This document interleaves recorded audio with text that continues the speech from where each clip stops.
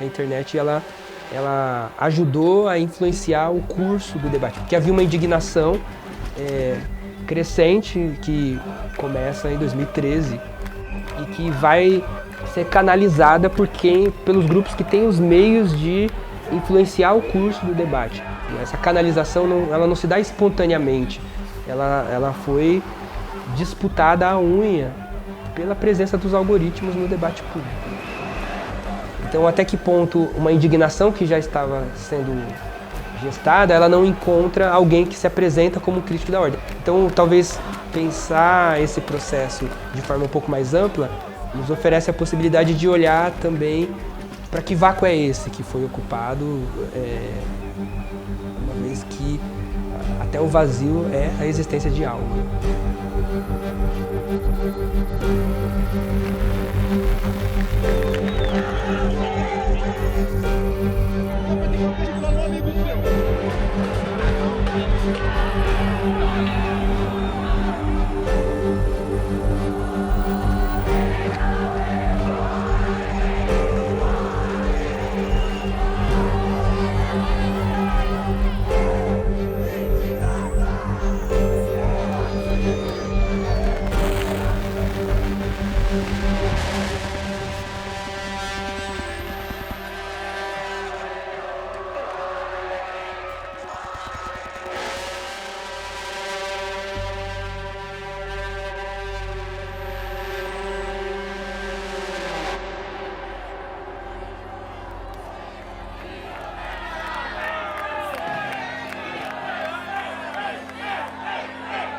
A gente começou investigando alguns desdobramentos das manifestações de junho de 2013. A gente fez um robô que mapeava todo o Facebook brasileiro. Então ele ia numa página, a gente pegava uma página de ponto de partida e ele ia vendo todas as páginas que a página tinha dado like. Depois entrava em cada uma delas e pegava. E a partir daí a gente montou um banco de dados gigantesco. Nesse gráfico que a gente produziu, cada nó é uma página de Facebook. E a aresta, o que liga esses nós, são pessoas que dão likes ao mesmo tempo em duas páginas. Se uma mesma pessoa dá like em duas páginas, elas criam uma aresta e os pontos se aproximam. Quando elas se aglomeram formando clusters, significa que ela tem uma comunidade de leitores. Quando a gente vai para junho de 2013, o que a gente vê é a formação de clusters temáticos. No lado de cima tem todas as páginas de partidos políticos e de políticos. Na parte de baixo do grafo, a gente vai ver a concentração em clusters temáticos bem organizados. Então, quando dois desses clusters estão perto um do outro, significa que eu tenho leitores em comum que estão dando likes em posts desses dois grupos. Em junho de 2013, eles estão bem separados, e logo depois, quando começa o processo de polarização em reação aos protestos de junho de 2013, há uma espécie de fusão. Por exemplo, na esquerda, tudo vai virar um cluster só, significa que essa comunidade se fundiu. Então quem dá like no feminismo, dá like na página do Lula. Ao mesmo tempo, do outro lado do espectro, vai acontecer que quem dá like no movimento anticorrupção dá like na página do punitivismo policial. E esses dois clusters que se formam, que fundem essas comunidades, eles se afastam. E esse afastamento que a gente vê no grafo é uma diminuição do número de usuários que dão likes nos dois campos. O fenômeno que a gente vinha, por exemplo, antigamente, de gente que dava like no feminismo e nas páginas anticorrupção desaparece. É um fenômeno completamente marginal, uma pessoa que interaja com esses dois campos, porque o feminismo está no coração ali da esquerda e o anticorrupção no coração da direita. E a partir do momento que isso se consolida, isso vai acontecer aí no final do primeiro semestre de 2014, essa separação se estrutura e ela permanece até agora. Na verdade, a gente tem até alguns sinais de que essa separação se acentua, se consolida e se separa ainda mais.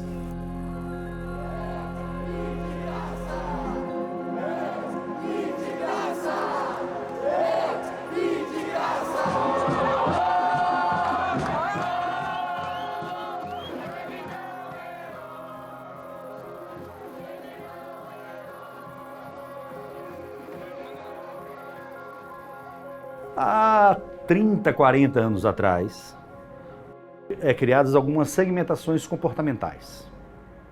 As pelos antropólogos, ajudando os publicitários a vender mais. Simples assim. E aí, se eu sei que eu tenho 20% da população brasileira neurótica, teoricamente eu posso vender arma para essas pessoas. Mas como é que eu faço para descobrir quem são esses 20%, onde é que eles moram e como é que eu posso me comunicar com eles? Esse é o nó da história.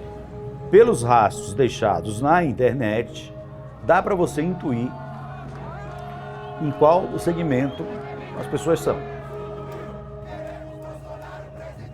Na vida fora da internet, como a gente se identifica com várias bolhas, nós somos muito versáteis. E provavelmente o que acontece na internet pode ser que ela melhore, é que na verdade ela não nos dá espaço para ter essas várias bolhas, essas várias dimensões. Então aí, na verdade, ela não é um espelho de nós. Ela, na verdade, me parece que ela é um espelho de um achatamento de todas as nossas dimensões. A pessoa se confunde com o perfil dela. É o perfil que está botando as identidades políticas dentro de espaços muito diferentes do espaço real e em identidades muito fechadas. Na vida política analógica, nos encontros, no voto, nas assembleias, no debate real, queira ou não, você é obrigado a produzir sínteses. Na rede social, ela não é programada para síntese. Ela é programada para likes e para o fechamento da sua comunidade no que aparentemente o algoritmo entende que você se interessa. E ela é programada também para manter você preso nela. E isso tem uma implicação direta, diretíssima, na construção de identidade política. E eu acho que é por causa da arquitetura de rede que foi programada nos últimos 10 anos. Foi na hora que corporações realmente assim, entenderam o jogo e viram que ali tinha muito dinheiro para ser feito, que as arquiteturas foram criadas para prender as pessoas nos seus egos, nas suas identidades, no seu reforço, no coraçãozinho, naquela coisa que todo mundo gosta de receber. Há um processo de monopolização da internet por parte de grandes corporações, como o Google, a Meta, que gerencia o Facebook, entre outras. E essas grandes corporações vão cada vez mais direcionando a nossa presença na internet de forma que maximizem os lucros delas, mas isso vai tendo consequências políticas, né? Então, as disputas políticas, elas nascem fora da internet. A internet, ela é, de certa forma, um palco onde essas disputas acontecem. Então, não dá para culpar a internet pela polarização. A polarização aconteceria independente da internet. Mas a forma que ela está organizada nessas grandes plataformas acaba favorecendo essa distorção cognitiva. Então, definitivamente, a internet ela altera as regras do jogo.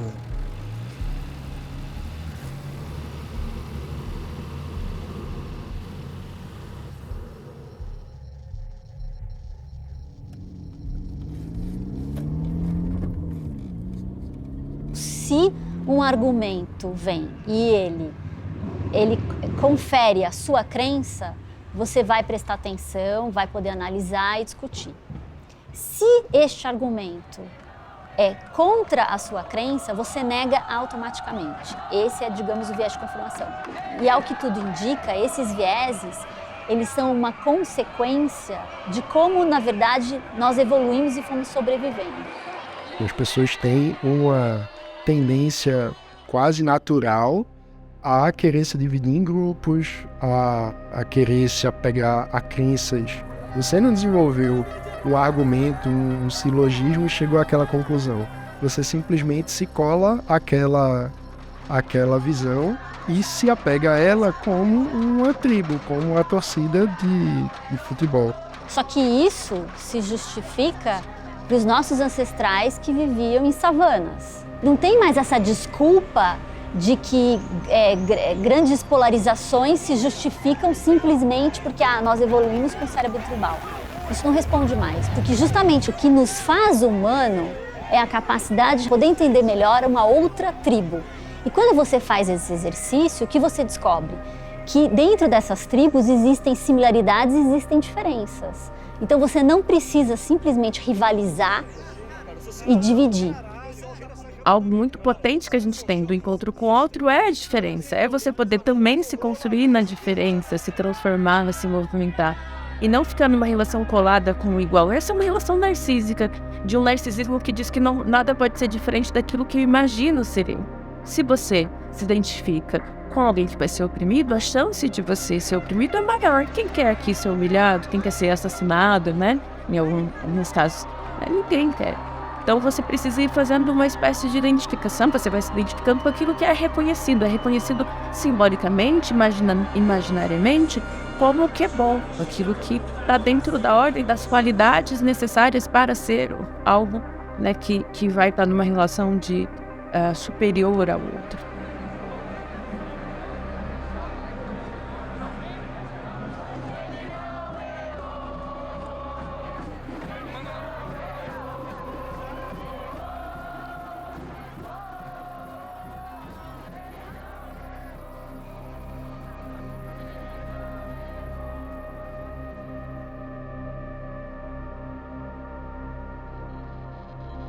O desenvolvimento tecnológico, ele permite novas formas novos canais de comunicação um pouco mais direcionados, e isso abre um conjunto de possibilidades que há 20 anos eram impensáveis, mas que hoje têm feito parte do processo político, né? Definitivamente. Toda vez que o ser humano inventa algo novo de comunicação e tecnologia, a gente tem dúvidas sobre a ética. E, na verdade, exige a ética de sempre, porque independe da ferramenta onde está a ética. E a ética está em quem faz. A gente tem plataformas que têm um jeito de funcionar e, ao mesmo tempo, a gente tem sujeitos, empresas com muito capital, com amplo investimento e conhecimento técnico para direcionar os algoritmos para influenciar a opinião pública. São grupos que conseguiram operar os meios tecnológicos para obter determinados resultados, né? O que permitiu o aparecimento do Hitler, do Mussolini, do Franco? Não foi só ansiedade econômica, acho uma leitura muito limitada. Foi o aparecimento da mídia de massa, o aparecimento do rádio. Hoje em dia a gente vive o aparecimento da maior massificação de mídia da história humana. Só que ao contrário da grande verticalização de uma voz que fala para a massa, é a massa que fala para si mesma. Então é um processo implosivo de comunicação. E é nesse lugar que o Bolsonaro entrou. Porque ele não é um demagogo, ele não fala tão bem assim. Mas ele é um meme, que é a nova mensagem. É a psicologia de massa. É nesse lugar que parece que o fascismo, mais do que na repressão. O abandono da identidade pessoal em nome de uma identidade pública e coletiva. Me diz quem eu sou, me dá os signos, me dá as minhas frases. Isso acontece sempre que a sociedade fica muito complexa, né?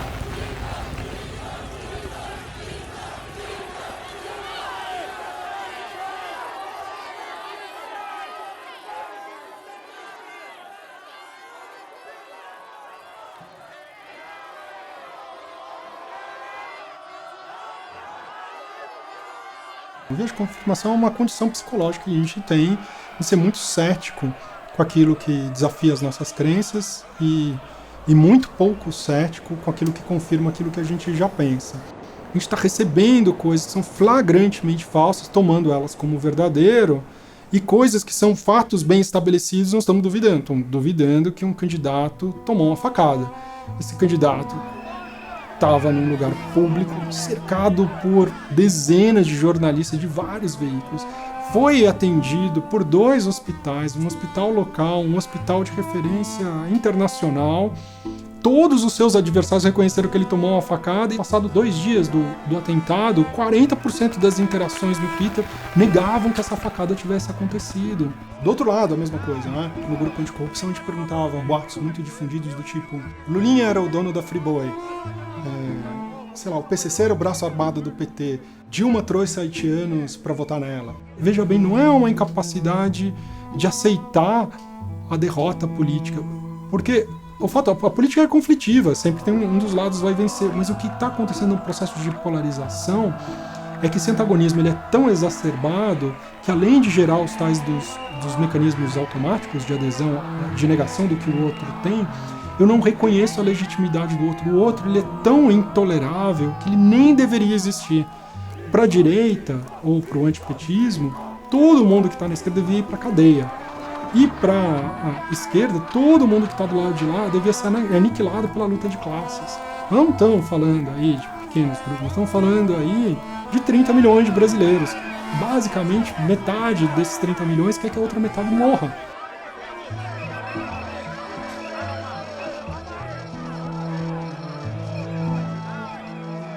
Eu, que não sou estudiosa, apenas observo, eu chutaria uns 10, 15% de pessoas radicais.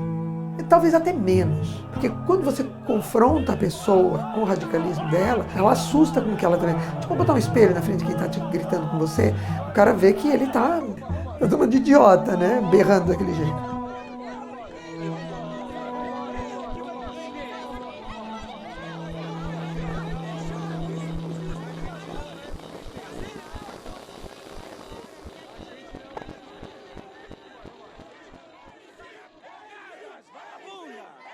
Parece que quem polariza está sendo muito mais irracional e vivendo em função do medo.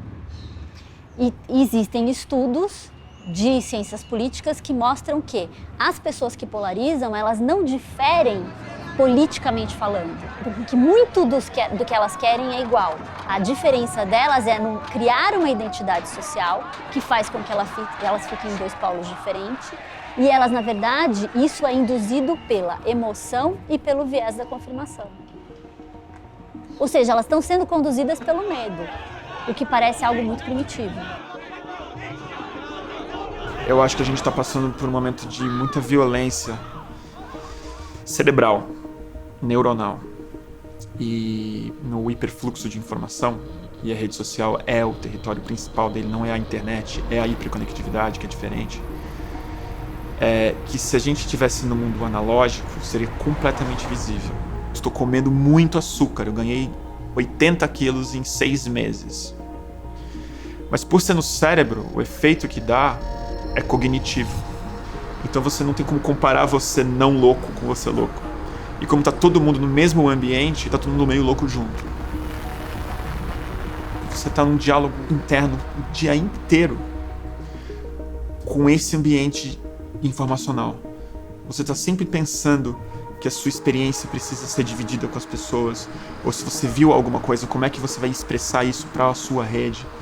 E a gente fica com a impressão de que, sei lá, você roda o feed numa eleição, dependendo do seu candidato, a maioria das postagens que você vai ver vai estar favorável ao seu candidato, por exemplo. Então a sua postagem ela vai fazer sucesso, não necessariamente porque ela fez sucesso, mas porque a plataforma direcionou essa postagem para pessoas que curtiriam aquela postagem. Então isso pode dar a sensação de que aquele candidato está sendo mais aceito, ou de que aquela ideia ela tem eco social, de que você não está só, de que você tem apoio. Só que na verdade você está dentro de uma bolha que impede que você veja o que está sendo postado fora da bolha, né? E você fica com uma visão bastante limitada daquilo que é o próprio cenário político. A nossa capacidade tanto dos sentidos como de raciocínio, ela é limitada. A gente não percebe o mundo exatamente como ele é, a gente percebe parte dele, você não pode prestar atenção em tudo ao mesmo tempo, você não tem capacidade de memorizar, as pessoas ainda acham que a memória ela pode ser fiel aos acontecimentos, não, porque ela é sempre um recorte. E o excesso de informação, a gente precisa tomar cuidado, porque ele está relacionado, por exemplo, ao aumento de depressão e ansiedade. Você entrava na internet. Só o jeito como eu falo explica exatamente de que época que eu sou. Hoje, a ação é sair da internet. O fato de você ter que fazer uma ação ativa para sair da hiperconectividade é uma novidade muito radical.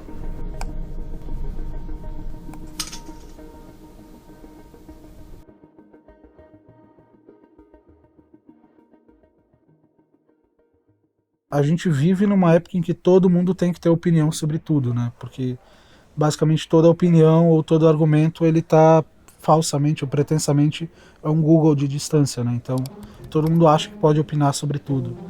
Isso faz com que a pessoa se sinta forçada a vincular a sua imagem a um posicionamento sem necessariamente ter refletido realmente sobre aquilo. Isso contribui para a polarização, porque Uma vez que você vincula sua imagem àquilo, existe um custo social de você mudar de ideia, já que a gente também não costuma ver, enquanto sociedade, como uma coisa natural que a pessoa mude de ideia. A vida é muito mais complexa e a ideia de ter opinião sobre tudo exige uma simplificação brutal da realidade. Às vezes a gente não sabe nem sobre nós mesmos, então como a gente pode ser obrigado a ter opiniões sobre tudo. Todo mundo tem direito a manifestar a própria opinião, acho isso muito saudável. Acho que se a gente ficar se policiando, ou principalmente policiando os outros, a gente acaba vivendo uma hipocrisia pessoal, de pessoas que não têm coragem de falar o que pensam. Eu acho que isso não ajuda em nada, mas por outro lado, eu fico meio assustado quando você começa a pressionar artistas a se posicionarem, ou pressionar amigos a se posicionarem de alguma forma, tipo, deixa cada um viver a sua vida, cara. Ninguém precisa ficar polarizando ou politizando tudo, eu acho muito perigoso isso. A internet se torna um meio de fazer política, à medida em que agora é possível disputar o espaço público com ideias e ao mesmo tempo poder influenciar as pessoas. Então a internet vira também uma arena política. Ela deixa de ser só um meio para difundir uma determinada ideia e passa a ser confundida com a própria arena política. E isso é interessante, porque isso permitiu que na época da pandemia que as pessoas discutissem grandes questões de interesse público sem precisar sair de casa.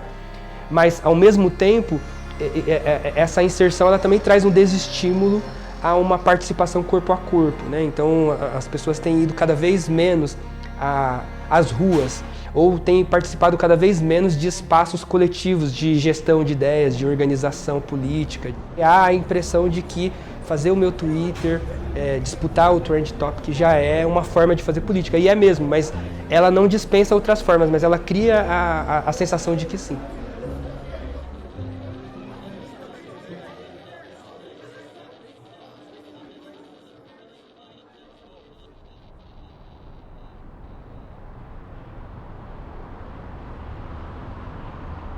Existe, digamos assim, mais capacidade de diálogo com a população entre a direita do que na esquerda. A esquerda, ela é ideologicamente coerente e ela exige para estabelecer um diálogo com as pessoas que as pessoas sejam ideologicamente coerentes, que elas sejam antirracistas, que elas sejam pela justiça social, que elas sejam feministas. E esses requisitos, elas impedem que a esquerda dialogue com a população. Elas respondem um questionário sobre posicionamento político da maneira que se espera de uma pessoa de esquerda. Quando a gente faz o mesmo exercício com as pessoas que vão nas manifestações convocadas pela direita, esse resultado é muito heterogêneo. Os atores que lideram esse campo, eles são claramente de direita, mas as pessoas que interagem com esse campo, elas não são exatamente de direita. A gente já perguntou para elas se elas se identificam como direita e não é majoritário, nem como conservadoras, nem como liberais. O que as define, o que elas entendem como uma identidade que organiza o campo é como antipetistas. Às vezes também como anticorrupção. E esse antipetismo, esse campo anticorrupção, em comparação com o da esquerda, ele é absurdamente heterogêneo. Você tem posições lá dentro que são razoavelmente coerentes de esquerda, tem posições razoavelmente coerentes de direita e posições muito misturadas. Eles são muito parecidos com as pessoas, digamos assim, despolitizadas, que se interessam um pouco por política. O maior campo político do Brasil é o do desidentificado. Ele não é o desinteressado, ele não é o despolitizado. Ele é a pessoa que não consegue segurar a bandeira de alguém. Ele é a pessoa que olha e fala, cara, não me representa mesmo. O que eu acho que a polarização, no fundo, ela é a cristalização de identidades que não fazem muito sentido para a maioria das pessoas. Mas elas pautam de uma maneira muito decisiva, assim, a decisão de todo mundo. Porque, no fundo, ela acaba não sendo um lugar de identificação para os outros 85%, mas um lugar de rejeição. A gente tem 35 partidos políticos no Brasil hoje. Partidos que existem pautados em uma política de financiamento por parte do Estado, então você não precisa ter legitimidade para ter um partido. R$2 milhões você cria um partido, começa a receber fundo partidário Então essa rejeição para mim ela é absurdamente, completamente normal, porque esses partidos eles têm um distanciamento da população muito grande. Que partido político no Brasil consegue articular setores diversos da sociedade em torno de uma agenda? O que o outro campo conseguiu de maneira muito hábil é dizer para o desidentificado que o Brasil é esse lugar aqui. As cores do Brasil. A defesa de algo, de um sonho patriótico maior. Que é o que acontece quando a política é criminalizada. É o território onde o fascismo cresce realmente. É quando a ideologia se confunde com a pátria. Para mim isso que é fascismo.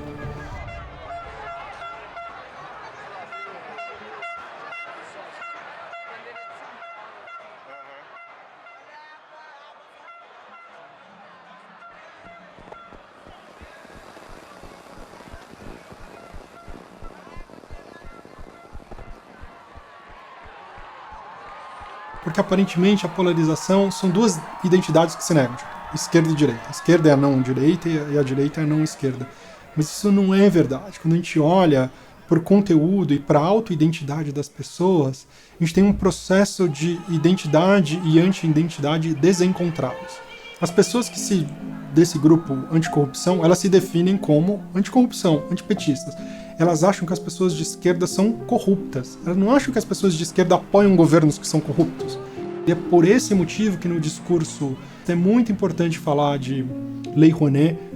Os artistas de esquerda seriam a favor da esquerda porque eles ganham recursos públicos de maneira indevida por meio da Lei Rouanet. Ganharam Bolsa Família, ganharam cotas raciais. Então, todos esses recursos, todas essas críticas a essas políticas estão subordinadas à ideia de que todo o campo da esquerda é corrupto. Da esquerda, da mesma coisa. A autoidentidade da esquerda é que a esquerda luta pela justiça social, ela é contra a desigualdade. E o que ela atribui à identidade do outro? Ela fala que o outro lado é antipobre. Ele nega, ele quer rechaçar os ganhos sociais dos governos lulistas. Só que nenhuma dessas identidades que eu atribuo ao adversário é reconhecido pelo adversário. Então, são identidades construídas em oposição a um fantasma. É uma espécie de jogo vazio, porque ele é resistente a todo tipo de evidências. No grupo da esquerda, que é mais amplo do que o petismo, a gente perguntava para as pessoas se elas eram contra a corrupção. Todo mundo, em níveis superiores a 90%. A gente ia no grupo anticorrupção e perguntava para as pessoas se elas eram a favor da universalidade, da gratuidade e do caráter público do sistema de saúde e de educação, e dá índice de adesão superior a 95%. Então você vê, nem o grupo anticorrupção é antissocial e nem o grupo de esquerda é a favor da corrupção. O que eles estão em oposição é um jogo de signos, de identidade e anti-identidade desencontradas. Nós, seres humanos, a gente detesta a dúvida. E o que acontece com as pessoas que polarizam é uma exacerbação dessa aversão. Ninguém sabe lidar com a ambiguidade, então você coloca as pessoas em duas caixas e parece que tudo que um lado é, o outro não é, e tudo que este lado é, o outro não é. Elas não estão necessariamente seguindo aquilo que elas acreditam. E você não vê muitos que polarizam com tanto orgulho do próprio grupo que ele se identifica. O que ele age, na verdade, é negando o outro. E aí ele coloca naquele outro grupo que ele considera um inimigo, como se todos eles fossem tudo aquilo que ele não é. Essa polarização identitária, ela é problemática nesse sentido, porque ela impede o diálogo com o outro, né? Do ponto de vista da sociabilidade, ela impede a construção de laços, ou ela cria grandes problemas para a construção de laços naquilo que está para além do momento eleitoral, porque a eleição é um momento, né? Ainda que ela tenha consequências muito concretas para o conjunto da vida, mas a política não se resume à eleição.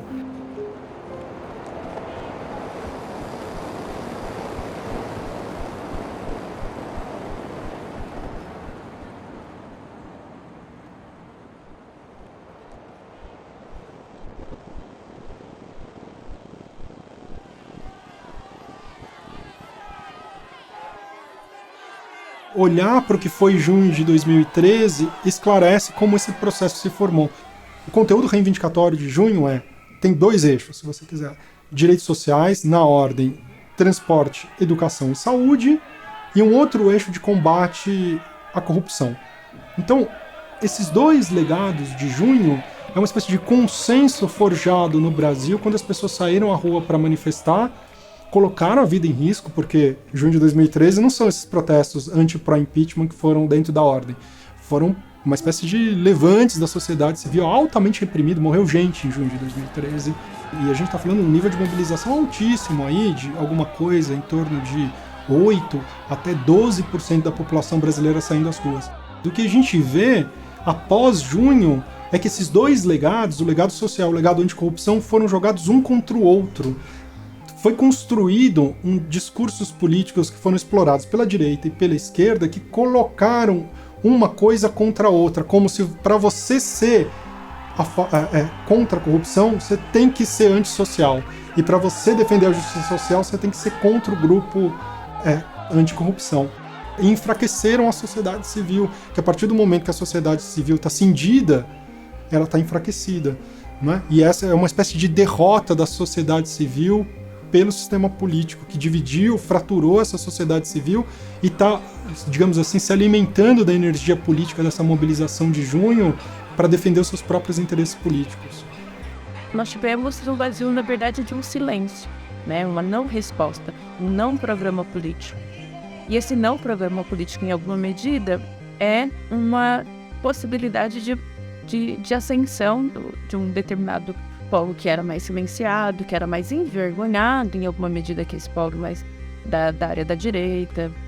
Começa a reivindicar, então, pautas que estavam, que a gente chama, né, superadas.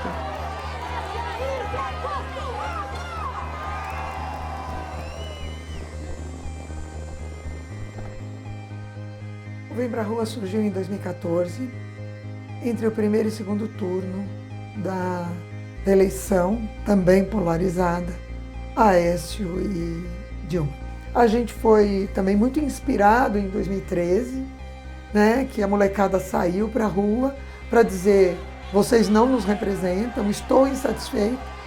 Mas infelizmente não houve um segmento que catalisasse aquela moçada na rua. Já naquela época a gente já estava enxergando algumas denúncias, né? E muitas pessoas já entendiam que o governo Dilma estava indo por um caminho, até na economia, que era um desastre.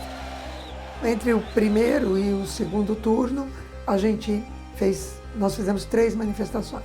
A primeira tinha 10 pessoas, a segunda tinha umas 300, 400, e depois a gente levou um susto, porque de repente apareceram 20 mil. De repente surgiu um carro de som, e dali a pouco já estava o Fernando Henrique Cardoso em cima do carro de som, e você sabe que político é esperto, né? E aí, de repente, tinha mais político dentro do carro de som do que nós. Aí a gente fez descer todo aquele povo e falou: gente, isso aqui não é um palanque. A gente então convocou um grupo de jornalistas para fazer a cobertura daquela manifestação de 15 de março de 2015, que foi aquela grande manifestação amarela a favor do impeachment da Dilma. E aí a gente falou: não, vamos para a rua, vamos para o chão, porque as televisões estavam fazendo a cobertura de cima. E a gente foi, todo mundo, ver o que era aquilo e conversar com as pessoas que estavam lá para entender qual era a demanda. E foi muito interessante, porque a gente percebeu que a demanda não era exatamente o impeachment. Tinha um ódio contra o Partido dos Trabalhadores, mas tinha camuflado um monte de outros preconceitos que estão vigentes na nossa sociedade. Me impressionou muito nenhuma pessoa negra na manifestação. Então, meu papel foi falar sobre cotas, falar sobre Bolsa Família e entender o que as pessoas achavam dessas coisas. Aí eu vi que existia na nossa sociedade uma coisa calada, meio subterrânea, que estava contida, que tem tudo a ver com como ela foi formada, né, do ponto de vista especialmente da questão da escravidão no Brasil. Eu pude ver que isso estava aflorado na sociedade, as pessoas estavam se sentindo no direito de poder cometer racismo e falar essas coisas. Foi uma das primeiras reportagens que saiu naquele dia, escrito, que era: os defensores do impeachment são brancos.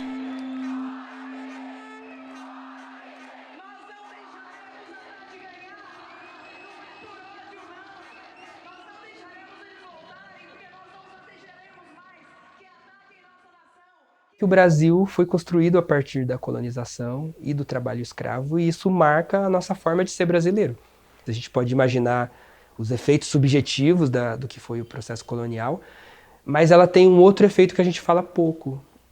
Ela tem um efeito sobre o colonizador e sobre a sociabilidade, porque se eu trato o outro como monstro e eu me autorizo a aniquilar o outro, então quem é o monstro? Todos os avanços que a gente teve foi sempre amarrados com aquilo que a gente tinha de mais atrasado, e com isso a gente mantém uma lógica colonial na forma de organização da sociedade, e isso permite uma democracia para poucos. Então, mesmo nos momentos democráticos, a grande pergunta que não se faz é para quem essa democracia chegava? Ela não chegava na periferia. Se a gente vai além da própria posição política e pensa em termos econômicos, em termos sociais, em termos culturais e coloca no meio da discussão as relações de poder, a gente percebe que não se trata apenas de dois lados políticos, mas de avanço ou recuo de conquistas sociais. É disso que se trata antes de ser uma polarização, é isso que está em jogo.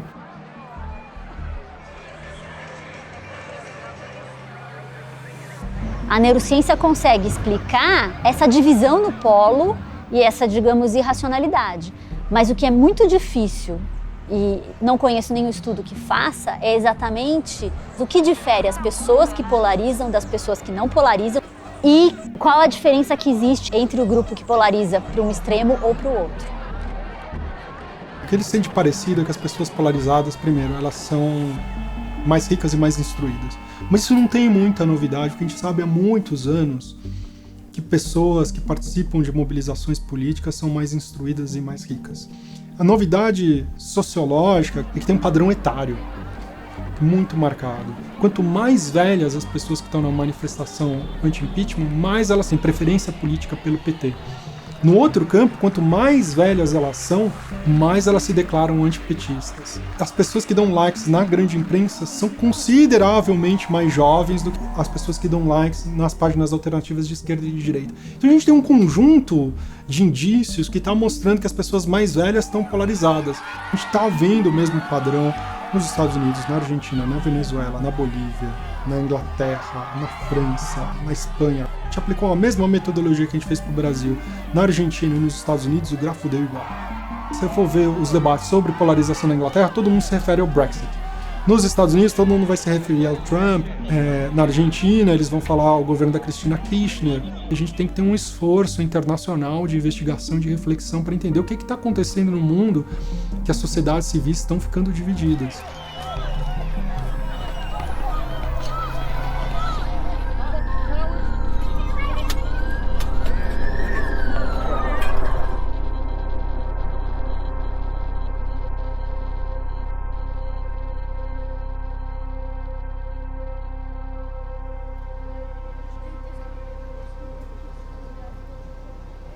Você vai na periferia brasileira, onde mora 90% dos brasileiros. Lá não tem delegacia, lá não tem hospital, lá não tem escola, lá não tem nada. Aí você chega para ele, menos Estado. O cara fala, não tem nenhum. Vamos ser sinceros, a gente está num país que tem 50% das pessoas não tem acesso a saneamento básico. É uma gente do século XIX, né? Os temas da polarização, em geral, são temas do século XXI. Assim, a gente tem um debate público sem ter uma sociedade civil realmente organizada. Então, eu acho que isso favorece as torcidas organizadas que não estão conectadas com o que está acontecendo na sociedade como um todo. Elas vivem em sua própria bolha. Com a polarização política, quase tudo que a imprensa alternativa faz hoje é pegar os fatos do dia, o que quer que tenha acontecido no jogo político, e traduzir esse fato para uma dessas narrativas. Ao fazer isso, ela alimenta a chama da polarização política, porque a polarização política é uma indignação com o outro lado e também uma paixão em defesa daquilo que você acredita.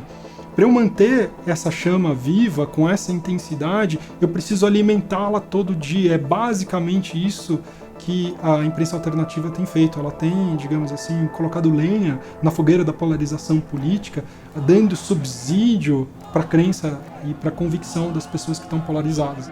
Quando a tensão política aumenta, a gente já fez várias mensurações, 85% de todas as manchetes mais compartilhadas são ilustração dessas duas narrativas.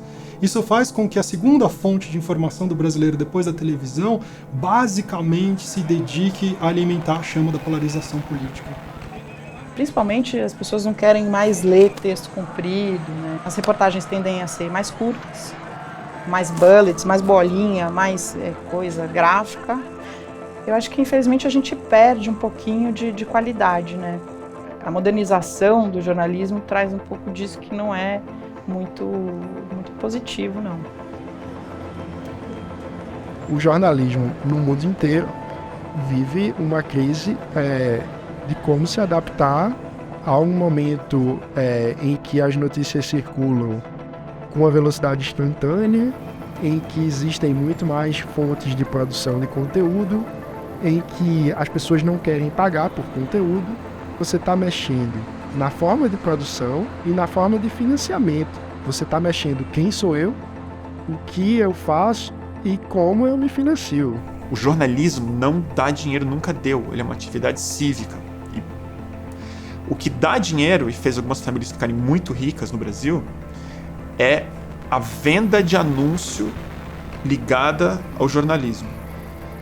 E isso está desaparecendo porque agora as empresas e os publicitários não precisam mais comprar páginas dentro de reportagens. Eles podem produzir a própria propaganda, eles podem acessar as pessoas em rede social, através de e-mails, através de outras coisas. E aí cai o preço do anúncio, cai a viabilidade econômica e precisa ter uma troca de mentalidade, na verdade, na cabeça das pessoas. Porque se o público não entender isso, também não vai adiantar reclamar muito da imprensa estar ruim, ou não me representa, ou não está boa o suficiente, ou tem que investigar tal coisa, e cadê o jornalismo? Precisa ver cadê o jornalismo mesmo. Vários setores da economia, se você pegar, o desaparecimento de empresas é algo natural. E quando acontece com a imprensa, a gente acaba tendo um choque maior, né? Porque a gente está acostumado a imprensa ser não propriamente algo econômico, mas ser uma relação de poder. E por outro lado, eu acho que boa parte dessa imprensa ela não entendeu ainda qual é o papel novo dela, né? Se você pegar a tragédia com o Museu Nacional, por exemplo, o SBT era a única emissora que tinha um link de cobertura. Por outro lado, ele não conseguiu colocar isso no ar porque o Silvio Santos não queria tirar o programa dele para colocar a cobertura jornalística. E é isso que a gente espera da imprensa, né? Que tenha esse tamanho, esse escopo para abranger esses assuntos de maneira mais séria do que a maioria dos sites ou a maioria dos blogs, por assim dizer, né? Não acho errado você fechar o seu conteúdo, você cobrar por ele, você vender anúncio, não acho errado, você ser financiado por organizações filantrópicas, mas o modelo ideal na minha cabeça é o público financia 100% da produção. Eu acho difícil regular, né, a internet, mas regular a mídia eu acho que sim. Eu não concordo com essa visão de que é uma censura. Eu acho que é um jeito de resguardar direitos. Então, por exemplo, quando a gente está na televisão assistindo os programas policialescos que violam Constituição, o ECA, não sei quantas vezes por dia, né? Na hora que o apresentador está lá e aí tem uma perseguição policial, ele fala mata, mata, mata, esse cara está contribuindo para esse crime. Então isso não poderia acontecer às 3 horas da tarde na televisão. Isso não poderia acontecer.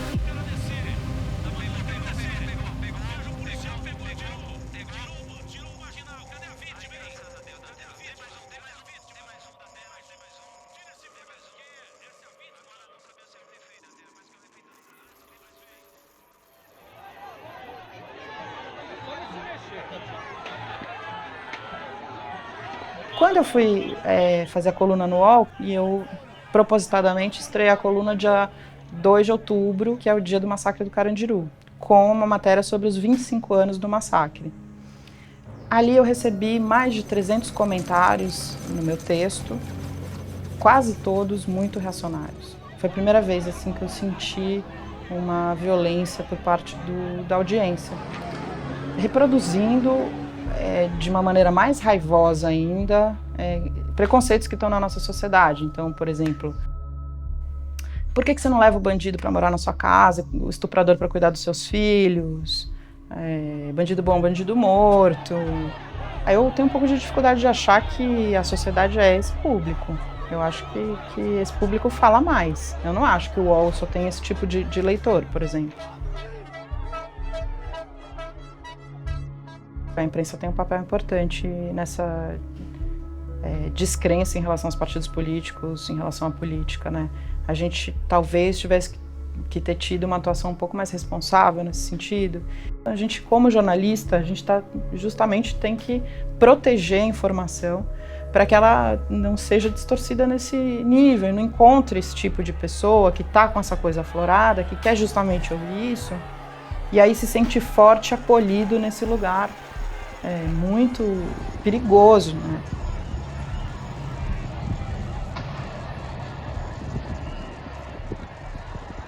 Nós, seres humanos, nós temos uma habilidade que se chama empatia cognitiva.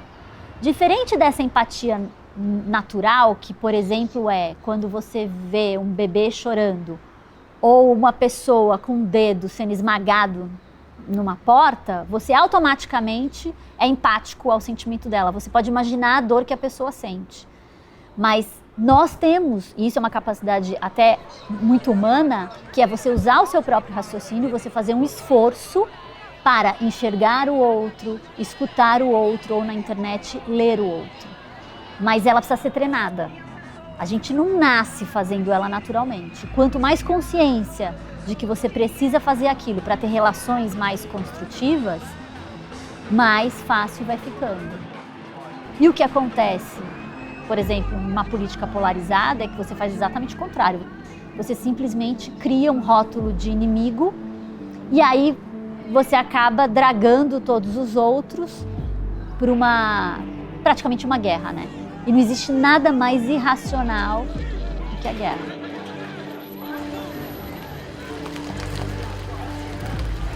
Eu acho que o pensamento tribalista, que se reafirma na identidade estética, com seus totens, com seus hinos, com seus cantos, com as bandeiras e tudo mais, e quando isso vira um espaço de fechamento e de acolhimento interno, a consequência muito lógica disso do outro lado, do lado da nossa sombra, é a agressividade em relação a outra pessoa, em relação a outra tribo. E é muito trágico que a internet tenha se tornado esse lugar de tribalismo. Que hoje a neurociência sabe que existe uma neuroplasticidade incrível e nós temos uma capacidade de nos moldar e de nos transformar muito grande. Nós somos o único animal no planeta que temos a capacidade de transcender a nossa natureza egoísta. Como nós temos essa capacidade de transcender e por isso nós vivemos em grandes sociedades, o que é muito interessante perceber é o seguinte: nós somos melhores quando tomamos decisões coletivamente, que em português a gente chama de sabedoria da multidão.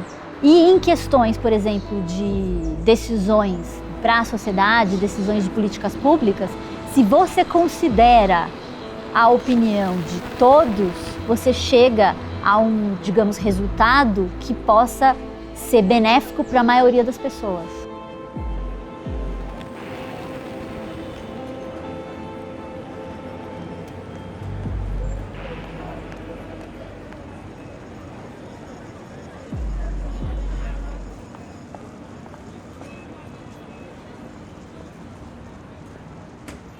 Desde sempre a história do Brasil faz anistia daqueles que corrompem, daqueles que massacram o nosso povo, né? Eles sabem da importância, né, que tem justificar uma forma de opressão anterior para poder legitimar e permanecer oprimindo a população no futuro. A gente sempre avança sem acertar as contas com o passado, né? Em termos psicanalíticos, quando você não acerta as contas com o passado retorna como trauma ou como fantasma. Agora, olhar para eles é uma tarefa muito difícil, porque é uma tarefa que implica uma transformação social, né?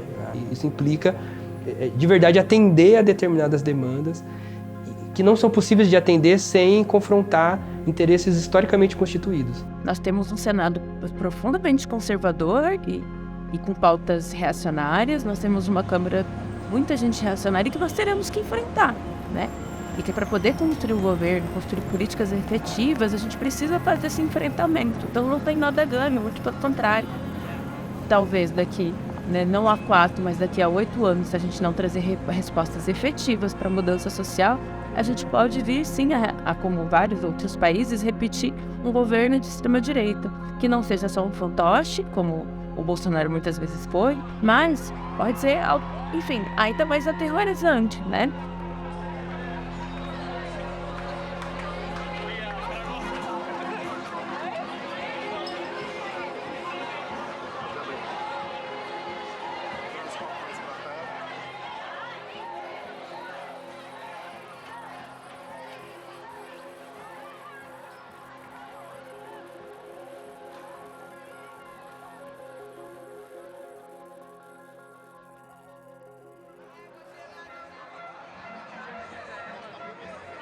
E sabe o que eu temo?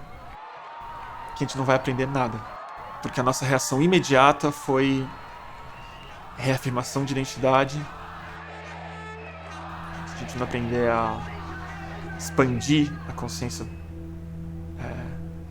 sobre o que política é, expandir a consciência sobre o que conversa pública é e tal, esse problema não vai melhorar. A gente vai eleger um avatar atrás do outro. A representatividade, esse imaginário que a gente tem, né, de representação, de colocar alguém no poder que vai responder às nossas angústias, né, ela é uma forma também da gente terceirizar responsabilidades de ser ator político, efetivo, sujeito político. Novamente a gente está falando de projeção. Eu identifico naquele governante alguém capaz de responder todas as ações políticas necessárias para os próximos tempos. E eu me desresponsabilizo com o sujeito de construir efetivamente essa transformação histórica. Enquanto a gente não recuperar essa capacidade de reconhecer a legitimidade do outro, a gente vai viver nesse impasse que a gente tem vivido de 2014 até agora. Não tem o menor sinal de que isso vai desaparecer. Ou seja, a gente está vendo que um processo de polarização que estava na sociedade civil, na esfera pública, ele contaminou todo o processo eleitoral e estruturou o processo eleitoral. Talvez essa catarse que a gente está tendo agora transforme a gente em seres mais maduros, né? Vamos parar de bobagem, cara. Você não é melhor nem pior do que eu, você é igual.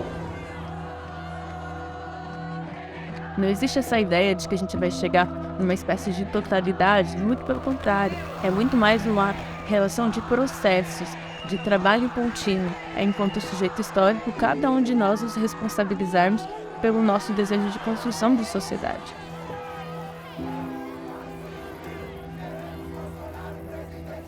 Nós podemos e precisamos ser muito melhores do que nós somos. Essa animosidade política, ela não vai levar a gente a nenhum lugar agradável. E se a gente não parar para entender como a gente funciona e fazer um esforço para viver em sociedade, não tem saída.